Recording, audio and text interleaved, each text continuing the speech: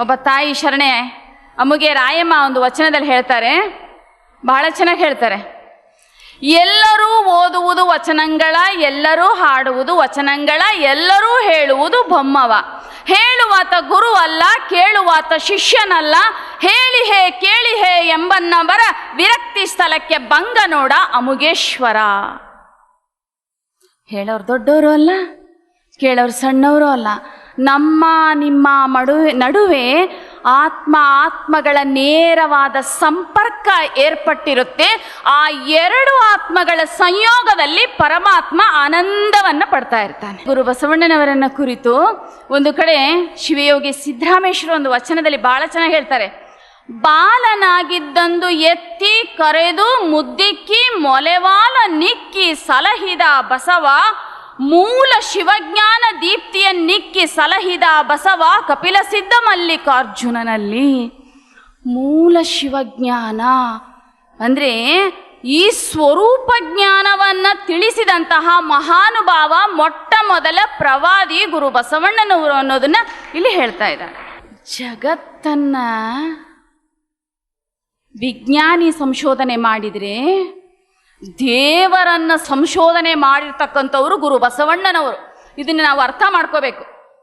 ವಿಜ್ಞಾನಿಯು ಕಂಡು ಹಿಡಿಯುವ ಪ್ರತಿಯೊಂದು ಸ್ತೋತ್ರವು ಪರಮಾತ್ಮನ ಸ್ತೋತ್ರ ಎನ್ನುವುದನ್ನು ಮರೆಯಬಾರದು ಅಂತ ಹೇಳ್ತಾರೆ. ಜಗತ್ತನ್ನು ಸಂಶೋಧನೆ ಮಾಡ್ತಾ ಮಾಡ್ತಾ ಹೋದ ಹೊಸ ಹೊಸ ಆವಿಷ್ಕಾರಗಳು ಬರ್ತಾ ಹೋದವು. ಇವತ್ತು ಮೊಬೈಲ್ ಆಗಿರ್ಬೋದು, ಇಡೀ ನಾವು ಏನು ಬಳಸುವಂತಹ ಎಲ್ಲ ವಸ್ತುಗಳು, ಅದಕ್ಕೆ ಹೇಳ್ತಾರೆ ಭಾವನೆಗಳು, ಯಂತ್ರಗಳು ಮನುಷ್ಯನ ಜೀವನ ವಿಧಾನವನ್ನು ಬದಲಾಯಿಸಿಯಾವೇ ವಿನಃ ಮನುಷ್ಯನ ಮನಸ್ಸಿನ ಭಾವನೆಗಳನ್ನಲ್ಲ ಅಂತ ಹೇಳ್ತಾರೆ. ನಮಗೆ ಬೇಕಾಗಿರೋದೇನು? ಶಾಂತಿ, ಸಮಾಧಾನ, ನೆಮ್ಮದಿ, ಸಂತೃಪ್ತಿ, ಶುದ್ಧ ಸುಯಿದಾನದ ಬದುಕು ಬೇಕಾಗಿದೆ. ಇವತ್ತು ಈ ಒತ್ತಡದ ಬದುಕಿನಲ್ಲಿ ಅದು ಸಿಗ್ತಾ ಇಲ್ಲ ನಮಗೆ, ಅದು ಬೇರೆ ಕಡೆ ಇರಲಿ. ಹಾಗಾಗಿ ಇಲ್ಲಿ ವಿಜ್ಞಾನಿ ಜಗತ್ತನ್ನು ಸಂಶೋಧನೆ ಮಾಡಿದ್ರೆ, ಗುರು ಬಸವಣ್ಣನವರು ದೇವರನ್ನೇ ಸಂಶೋಧನೆ ಮಾಡಿದ್ರು. ಜಗತ್ತಿನ ಪ್ರವಾದಿಗಳು ತಮ್ಮ ಮತಿಯ ಇತಿಯಲ್ಲಿ ದೇವರನ್ನ ಕಂಡುಕೊಂಡ್ರು. ಗುರು ಬಸವಾದಿ ಶರಣರು ದೇವರು ಹೇಗಿದ್ದಾನೋ ಹಾಗೆ ನೋಡುವ ಪ್ರಯತ್ನವನ್ನ ಮಾಡಿದ್ರು. ಯಾಕೆಂದ್ರೆ ಅವ್ರು ಹೇಳ್ತಾರೆ, ದೊರೆಯ ಆಕಾಶವೆಲ್ಲ ನಿಮ್ಮ ಮಹಾಪ್ರಸಾದದ ಬೆಳಗು ತುಂಬಿರ್ಪುದಯ್ಯ, ಪಿಂಡ ಬ್ರಹ್ಮಾಂಡವೆಲ್ಲ ನಿಮ್ಮ ಮಹಾಪ್ರಸಾದದ ಬೆಳಗು ತುಂಬಿರ್ಪುದಯ್ಯ, ಸಚರಾಚರವೆಲ್ಲ ನಿಮ್ಮ ಮಹಾಪ್ರಸಾದದ ಬೆಳಗು ತುಂಬಿರ್ಪುದಯ್ಯ, ಇಲ್ಲಿ ಉಂಟು ಇಲ್ಲ ಎಂಬುದಕ್ಕೆ ತೆರಹಿಲ್ಲ ನೋಡ ಅಖಂಡೇಶ್ವರ.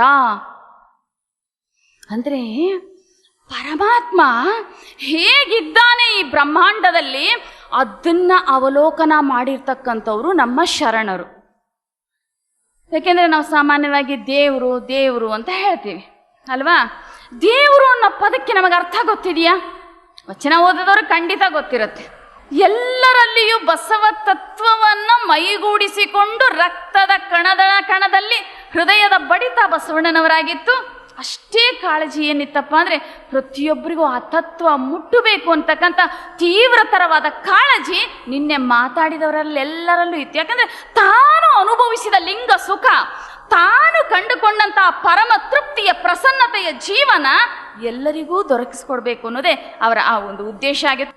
ಇಲ್ಲಿ ಇಡೀ ಜಗತ್ತಿನ ಎಲ್ಲ ಮಹಾತ್ಮರನ್ನ ಅವಲೋಕನ ಮಾಡಿದಾಗ ಅವರೆಲ್ಲರೂ ದೇವರ ಬಗ್ಗೆ ಹೇಳ್ತಾ ಹೋದ್ರು. ಗುರು ಬಸವಾದಿ ಶರಣರು ಮಾತ್ರ ದೇವರೊಂದಿಗೆ ಮಾತನಾಡೋದಕ್ಕೆ ಕಲಿಸಿದ ಮೊಟ್ಟ ಮೊದಲಿಗರು ಅಂದ್ರೆ ಗುರು ಬಸವಾದಿ ಶರಣರು. ದೇವರ ಜೊತೆಗೆ ಮಾತಾಡೋಕೆ ಕಲಿಸಿದ್ರಿ. ಎಷ್ಟು ಚೆನ್ನಾಗಿ ಹೇಳ್ತಾರೆ, ಅಘಟಿತ ಘಟಿತಾನೆ ವಿಪರೀತ ಚಾರಿತ್ರ್ಯನೇ, ಸಾವ ನೋವರ ಕೈಯಲ್ಲಿ ಪೂಜೆಗೊಂಬರೆ ಅಯ್ಯ, ಸಾವ ನೋವರ ಕೈಯಲ್ಲಿ ಪೂಜೆಗೊಂಬುದು ನಿನಗೆ ಲಜ್ಜೆ ಕಾಣ ಗುಹೇಶ್ವರ. ಏನು ಕೆಚ್ಚರಿ ಇದು! ಪರಮಾತ್ಮನನ್ನ ಏನು ಅವನು ಅನ್ನೋದನ್ನ ಕಂಡುಕೊಂಡಂತಹ ಚೇತನಗಳು ಶರಣರು. ಇನ್ನ ನಾವು ಸಾಧಕಾವಸ್ಥೆಯಲ್ಲಿ ಬರ್ತಕ್ಕಂಥ ಮನಸ್ಸಿನ ವೈಪರೀತ್ಯಗಳು ಅದನ್ನ ಎಷ್ಟು ಚೆನ್ನಾಗಿ ಪರಮಾತ್ಮನ ಜೊತೆಗೆ ಹಂಚ್ಕೋತಾರೆ ನೋಡ್ರಿ. ಏಕೆನ್ನ ಬಾರದ ಭವಂಗಳಲ್ಲಿ ಭರಿಸಿದೆ, ಏಕೆನ್ನ ಘೋರ ಸಂಸಾರದಲ್ಲಿ ಇರಿಸಿದೆ, ಆನು ಮಾಡಿದ ತಪ್ಪೇನು ಸಾಕಲಾರದೆ ಅಕ್ಕೊತ್ತಿ ನೂಕಿದರೆ ನಾನಿಮ್ಮ ಬಿಡುವೆನೆ ಶಂಭುಚಕ್ರೇಶ್ವರ. ಸವಾಲು ಹಾಕಿದವರು ಜಗತ್ನಲ್ಲಿ ದೇವರಿಗೇನಾದರೂ ಸವಾಲು ಹಾಕಿದವರು ಯಾರಾದರೂ ಇದ್ರೆ ಅದು ಶರಣರು ರೀ. ವಚನಗಳು ಮನೋಬಲವನ್ನ, ಆತ್ಮವಿಶ್ವಾಸವನ್ನ, ದೃಢತೆಯನ್ನ, ವಿಶಾಲವಾಗಿರ್ತಕ್ಕಂಥ ಮನೋಭಾವವನ್ನ ತಂದು ಕೊಡ್ತಾ ಕೊಡ್ತಾ ಹೋಗದೆ ಅವರು ಅರಿವಿನ ವಿಸ್ತಾರ ಅಂದರು. ದೇಹ ಇದ್ದಂಗೆ ಇರುತ್ತೆ, ಅದರ ಒಳಗೆ ಇದು ಬ್ರಹ್ಮಾಂಡವನ್ನು ನೋಡುವಂತಹ ದೃಷ್ಟಿಕೋನ ಇದೆಯಲ್ಲ, ಅದು ಬದಲಾಗ್ತಾ ಆಗ್ತಾ ಆಗ್ತಾ ಹೋಗುತ್ತೆ. ಅದಕ್ಕೆ ದೇವರು ಅಂತ ಬಳಸ್ತೀವಲ್ಲ, ಅಂದ್ರೆ ದೇಹವಿಲ್ಲದವನು, ವಾ ಅಂದ್ರೆ ವರ್ಣವಿಲ್ಲದವನು, ರೂ ಅಂದ್ರೆ ರೂಪವಿಲ್ಲದವನು. ದೇಹ ಇದ್ರೆ ಅವನು ದೇವರು ಅನ್ಸ್ಕೊಳ್ಳಲ್ಲ, ರೂಪ ಇದ್ರೆ ವರ್ಣ ಇದ್ರೆ ಅವನು ದೇವರಲ್ಲ. ಪ್ರಭುದೇವರು ಏನ್ ಹೇಳ್ತಾರೆ ಗೊತ್ತಾ? ಕತ್ತಲೆ ಇಲ್ಲ, ಬೆಳಗು ಇಲ್ಲ, ಬಚ್ಚ ಬರಿಯ ಬಯಲು ಕಾಣ ಗುಹೇಶ್ವರ ಅಂತ ಹೇಳ್ತಾರೆ. ಆಮೇಲೆ ಮುಂದಕ್ಕೆ ದೇವರು, ರೂ ಅಂದ್ರೆ ರೂಪವಿಲ್ಲದವನು. ಅವನಿಗೆ ರೂಪ ಇದೆಯಾ? ಅಕ್ಕನ ವಚನ ನಮಗೆ ತುಂಬಾ ಚೆನ್ನಾಗಿ ಸ್ಪಷ್ಟಪಡಿಸುತ್ತೆ. ಸಾವಿಲ್ಲದ ಕೇಡಿಲ್ಲದ ರೂಹಿಲ್ಲದ ಚೆಲುವಂಗೆ ನಾನು, ಭವವಿಲ್ಲದ ಭಯವಿಲ್ಲದ ನಿರ್ಭಯ ಚೆಲುವಂಗೆ ನಾನು, ಕುಲಸೀಮೆ ಇಲ್ಲದ ನಿಸ್ಸೀಮ ಚೆಲುವಂಗೆ ನಾನು ಒಲಿದೆ ಅಂತ ಹೇಳ್ತಾರೆ. ಇದಕ್ಕೊಂಚೂರು ನಮ್ಮ ಬುದ್ಧಿಯನ್ನ ಉಪಯೋಗಿಸಿ ಹೆಂಗೆ ನಿಸ್ಸೀಮ ಅವನು ಅನ್ನೋದನ್ನ ನೋಡೋಣ. ಒಂದ್ಸಾರಿ ಒಬ್ಬ ರಾಜ ಇದ್ದ, ತುಂಬಾ ಅಹಂಕಾರ ಇತ್ತು, ತುಂಬಾ ಚೆನ್ನಾಗಿ ಪ್ರಜಾಪಾಲನೆಯನ್ನು ಮಾಡ್ತಾ ಇದ್ದ. ಹಾಗಾಗಿ ಎಲ್ಲರೂ ಅವನನ್ನು ಹೊಗಳ್ತಾ ಇದ್ರು. ಮಂತ್ರಿ ತುಂಬಾ ವಿವೇಕಿ ಇದ್ದ, ಜ್ಞಾನಿ ಇದ್ದ, ದೈವ ಭಕ್ತ ಇದ್ದ, ಅವನು ಮಾತ್ರ ಹೊಗಳ್ತಿರ್ಲಿಲ್ಲ. ಇದರಿಂದ ರಾಜನಿಗೆ ತುಂಬಾ ಅಸಮಾಧಾನ ಆಗಿತ್ತು.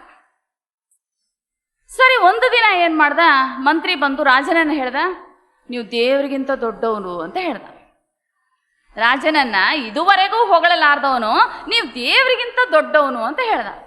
ಹೇಳಿದ ತಕ್ಷಣ ಅಲ್ಲಿದ್ದವ್ರಿಗೆಲ್ಲ ಏನನ್ಸು, ಓ, ರಾಜನ ಒಲವು ಗಳಿಸ್ಕೊಳ್ಳೋಕ್ಕೋಸ್ಕರವಾಗಿ ಹೇಳ್ತಾ ಇದ್ದಾನೆ, ಏನೋ ಪ್ಲಾನ್ ಮಾಡಿರ್ಬೇಕು ಅನ್ಕೊಂತಾನೆ. ರಾಜನಿಗೂ ಕಸಿವಿಸಿ ಆಗತ್ತೆ, ಇಷ್ಟು ದಿನ ಹೊಗಳಲಾರದಂತಹ ಮಂತ್ರಿ ಇವತ್ತೇನು ಹೊಗಳ್ತಾ ಇದ್ದಾನಲ್ಲ ಅಂತ. ಅವಾಗ ಕೇಳ್ತಾನೆ, ಯಾಕಪ್ಪ ಇಷ್ಟು ಹೊಗಳ್ತಾ ಇದೀಯಾ? ಹೌದು ಮಹಾರಾಜ, ನಾನೇನಾದರೂ ತಪ್ಪು ಮಾಡಿದರೆ ನೀವು ನನ್ನನ್ನು ರಾಜ್ಯದ ಗಡಿ ಬಿಟ್ಟು ಹೊರಗೆ ಕಳಿಸ್ತೀರಾ. ಆದರೆ ನಾನು ಏನೇ ತಪ್ಪು ಮಾಡಲಿ, ದೇವರು ಮಾತ್ರ ಈ ಜಗತ್ತಿನಿಂದ ಒಂದು ಗಡಿ ಇಲ್ಲ, ಅವನಿಗೆ ಒಂದು ಸೀಮೆ ಇಲ್ಲ, ನನ್ನನ್ನು ಹೊರಗೆ ಹಾಕಕ್ಕೆ ಸಾಧ್ಯನೇ ಇಲ್ಲ. ಅದಕ್ಕೋಸ್ಕರವಾಗಿ ದೇವರಿಗಿಂತ ನೀವು ದೊಡ್ಡವರು. ಅರ್ಥ ಆಯ್ತಾ? ರಾಜ ಗಡಿಯಿಂದ ಆ ಕಡೆ ಹೊರಗೆ ಹಾಕ್ತಾನೆ, ಆದ್ರೆ ದೇವರು ನಮ್ಮಂದ ಗಡಿಯಿಂದ ಹೊರಗೆ ಹಾಕಕ್ ಸಾಧ್ಯನೇ ಇಲ್ಲ. ಯಾಕೆ? ಎಲ್ಲವೂ ಅವನದೇ, ಎಲ್ಲ ಕಡೆಗೂ ಅವನೇ ಆಗಿರೋದ್ರಿಂದ ನಮ್ಮನ್ನು ಹೊರ ಹಾಕಕ್ ಸಾಧ್ಯನೇ ಇಲ್ಲ. ಅವಾಗ ರಾಜನ ಜ್ಞಾನೋದಯ ಆಗತ್ತೆ. ಸೀಮೆ ಒಂದು ಅಳತೆ ಇಲ್ಲ, ಗಡಿ ಇಲ್ಲ, ಸೀಮೆ ಇಲ್ಲದ ನಿಸ್ಸೀಮ ಪರಮಾತ್ಮ. ಹಾಗಾಗಿ ಆವಾಗ ರಾಜನಿಗೆ ಗೊತ್ತಾಗತ್ತೆ, ಓ, ನನ್ನ ಅಹಂಕಾರವನ್ನು ಅಳಿಸೋದಕ್ಕೋಸ್ಕರವಾಗಿ ಮಂತ್ರಿ ಮಾಡಿರ್ತಕ್ಕಂಥ ಉಪಾಯ ಅಂತ ಆವಾಗ ಅನ್ಕೋತಾನೆ. ನಾನು ಇಷ್ಟೆಲ್ಲ ಮಾಡಿದ ದೊಡ್ಡವನಲ್ಲ, ಎಲ್ಲವನ್ನ ನಿಭಾಯಿಸುವಂತಹ ನಿಯಾಮಕ ಇದನ್ನಲ್ಲ, ಅವನು ದೊಡ್ಡವನು. ನೋಡಿ, ಬೇಕಾದರೆ ನೀವು ವಚನ ಸಾಹಿತ್ಯದಲ್ಲಿ ಲಿಂಗ ಅನ್ನೋ ಪದವನ್ನು ಬಹಳಷ್ಟು ಬಳಸಿದ್ದಾರೆ ಅಲ್ವಾ? ಲಿಂಗ ಅಂತ. ಲಿಂಗ ಅಂತ ಯಾಕೆ ಬಳಸಿದ್ದಾರೆ ಅಂದರೆ, ಯಾವುದರಿಂದ ಹೊರಹೊಮ್ಮಿ, ಯಾವುದರಲ್ಲಿ ಲೀಲೆಯಾಡಿ ಮತ್ತೆ ಯಾವುದರಲ್ಲಿ ಲಯಗೊಳ್ಳುತ್ತದೆಯೋ ಅದನ್ನ ಲಿಂಗ ಅಂತ ಹೇಳಿದರು. ಬಹುಶಃ ನೀವು ಇಡೀ ವಚನ ಸಾಹಿತ್ಯ ಉದ್ದಕ್ಕೂ ನೋಡಿದಾಗ ಪರಮಾತ್ಮನನ್ನು ಅವರು ಕುರಿತು ಸಂಬೋಧನೆ ಮಾಡ್ತಕ್ಕಂಥ ಪದಗಳು ಬಹಳ ಅದ್ಭುತವಾಗಿದ್ದಾವೆ. ಲಿಂಗ, ಪರಾತ್ಪರ, ಪರವಸ್ತು, ಪರಶಿವ, ಪರಬ್ರಹ್ಮ, ಬೆಳಗು, ಮಹಾಬೆಳಗು, ಮಹಾಗಣ, ಹೀಗೆ ಬಳಸ್ತಾ ಹೋಗ್ತಾರೆ. ನಾನು ಓದಿದ ಮಟ್ಟಕ್ಕೆ ನಾನು ಅಲ್ಪಜ್ಞಾನಿ. ಶರಣರು ಭಗವಂತ ಅನ್ನೋ ಪದವನ್ನ ಎಲ್ಲಿಯಾದರೂ ವಚನ ಸಾಹಿತ್ಯದಲ್ಲಿ ಬಳಸಿದ್ರೆ ದಯವಿಟ್ಟು ನನಗೆ ತಂದು ತೋರಿಸಿ. ಬಳಸಿದಾರ? ಕನ್ಫರ್ಮ್? ಎಲ್ಲಿಯೂ ಕೂಡ ಭಗವಂತ ಅನ್ನೋ ಪದ ಬಳಸಿಲ್ಲ. ಕಾರಣ, ಪರಾತ್ಪರ ಪರವಸ್ತುವಿನ ಆ ಅಗಾಧತೆಯನ್ನು ಕಂಡುಕೊಂಡಂಥ ಆ ಚೈತನ್ಯಗಳು ಭಗವಂತ ಅನ್ನೋ ಸೀಮಿತ ಪದ ಪ್ರಯೋಗ ಮಾಡೋದಕ್ಕೆ ಮನಸ್ಸಾಗಲಿಲ್ಲ. ಶರಣರದು ಅತ್ಯಂತ ಎಚ್ಚರಿಕೆಯ ಎತ್ತರದ ಬದುಕಾಗಿತ್ತು. ಭಗವಂತ ಅನ್ನೋ ಪದದ ಅರ್ಥ ನೀವು ತೆಗೆದು ನೋಡಿ. ಅತ್ಯಂತ ಮಹಿಮಾಶಾಲಿಯಾದಂಥ ಪುರುಷ, ಐಶ್ವರ್ಯ ಷಡ್ಗುಣಾದಿಗಳನ್ನು ಹೊಂದಿರತಕ್ಕಂತಹ ಪುರುಷ. ಅತೀ ಸೀಮಿತವಾದ ಪದ ಭಗವಂತ.